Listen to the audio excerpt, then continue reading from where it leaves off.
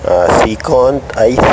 Ang katumbas nito sa mga modern days cellphones, ito yung PMIC o yung Power Management IC. Linisan muna natin and try natin i-reball.